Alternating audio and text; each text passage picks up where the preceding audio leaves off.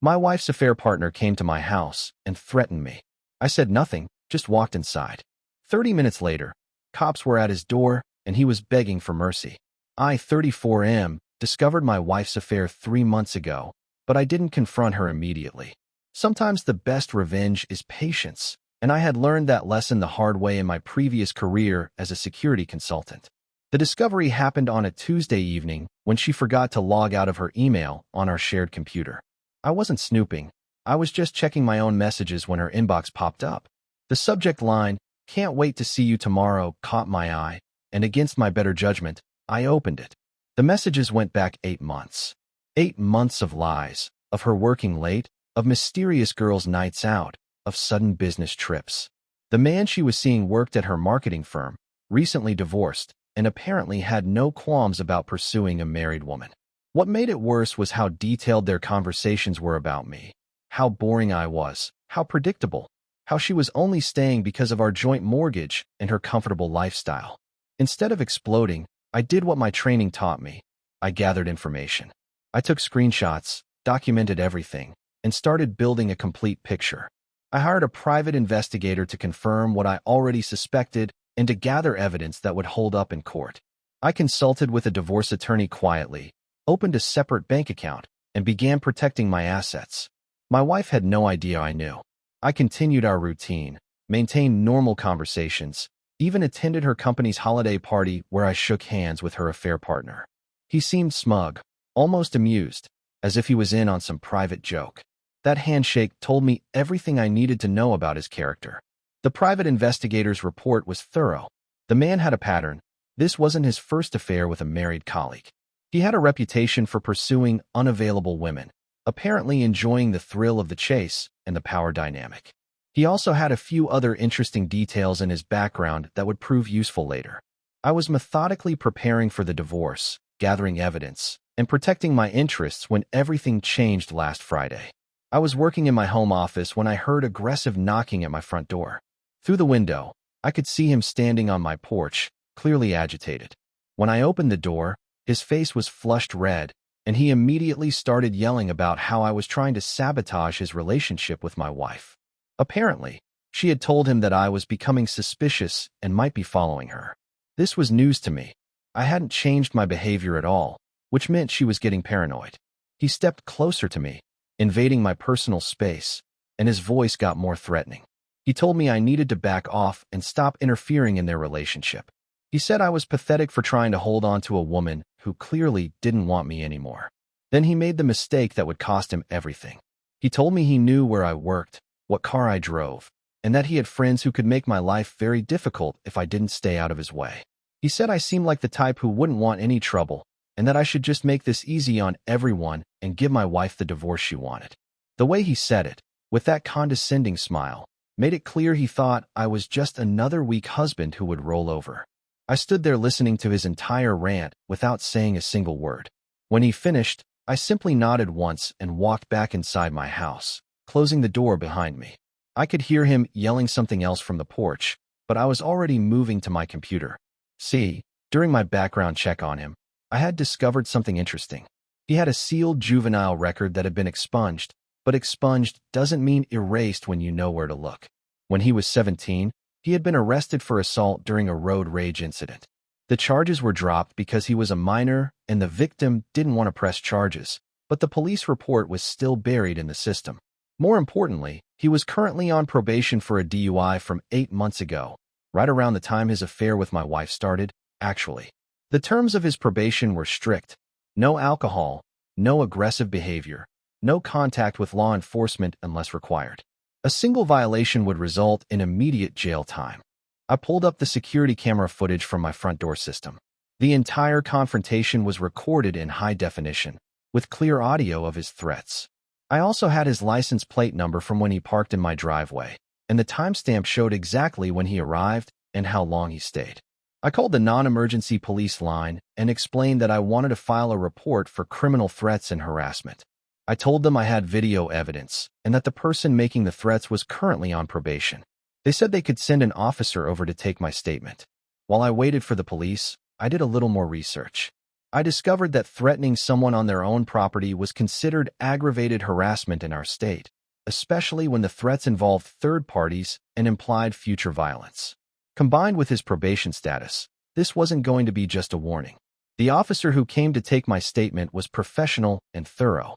I showed him the video footage, provided the license plate number, and gave him copies of everything. When I mentioned that the man was on probation, the officer's demeanor became more serious. He explained that probation violations were taken very seriously, especially when they involved threatening behavior.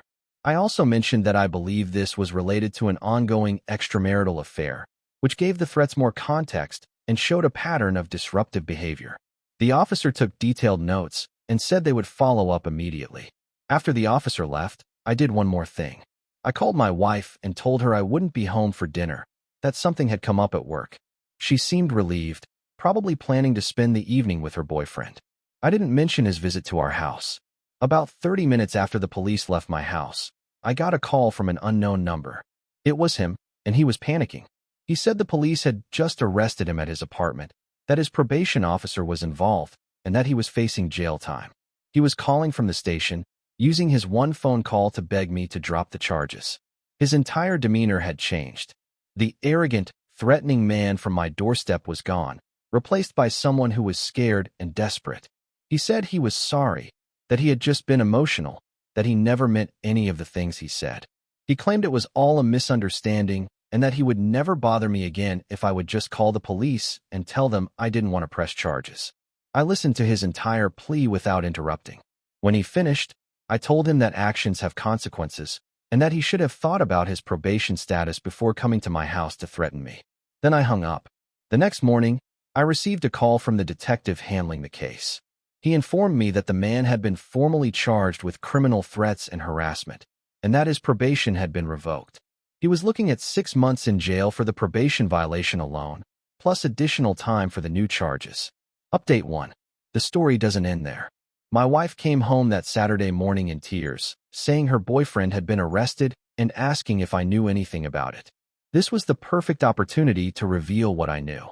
I told her I knew about the affair, had known for months, and that her boyfriend had made the mistake of coming to our house to threaten me. I showed her the security footage of his visit. Her face went completely pale as she watched him making threats on our front porch. She tried to defend him at first, saying he was just upset and didn't mean it. I calmly explained that whether he meant it or not was irrelevant. He had threatened me on my own property while on probation, and now he was facing the consequences of his choices.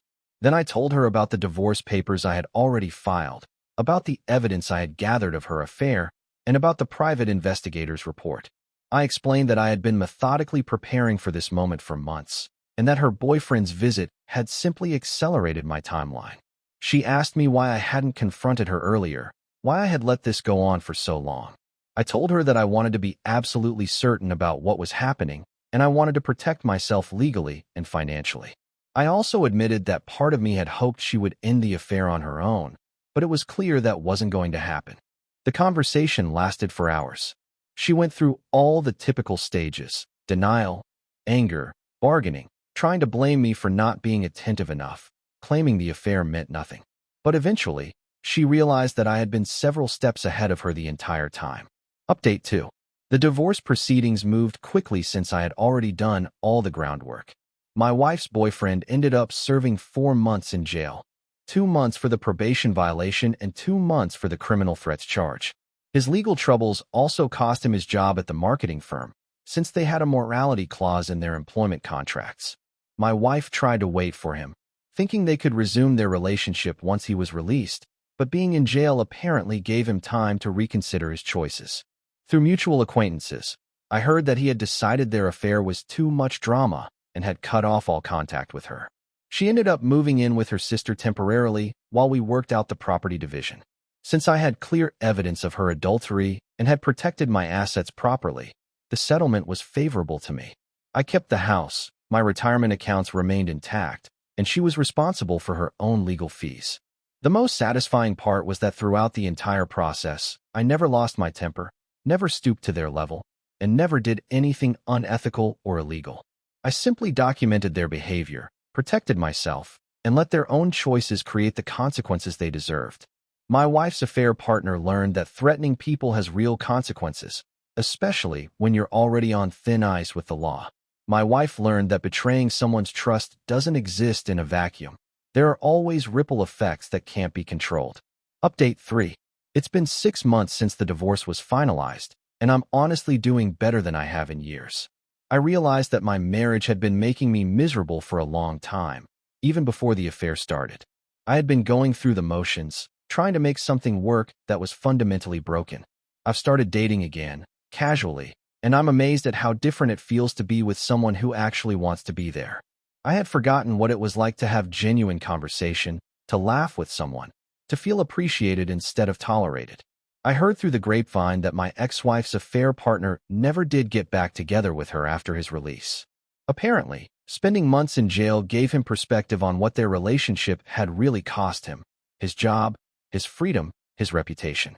He moved to another state for a fresh start. My ex-wife struggled initially. Losing her affair partner, her marriage, and having to start over in her late 30s was harder than she had anticipated when she was caught up in the excitement of sneaking around. But I heard she eventually found a new job and is slowly rebuilding her life.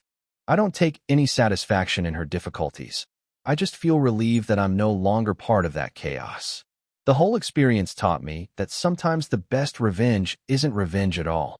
It's protecting yourself, making smart decisions, and letting people face the natural consequences of their own actions. The security cameras I installed during all of this are staying up. Not because I'm paranoid, but because I learned the value of having evidence when people decide to behave badly.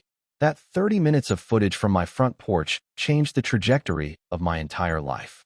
Looking back, I'm grateful that he came to my house that day.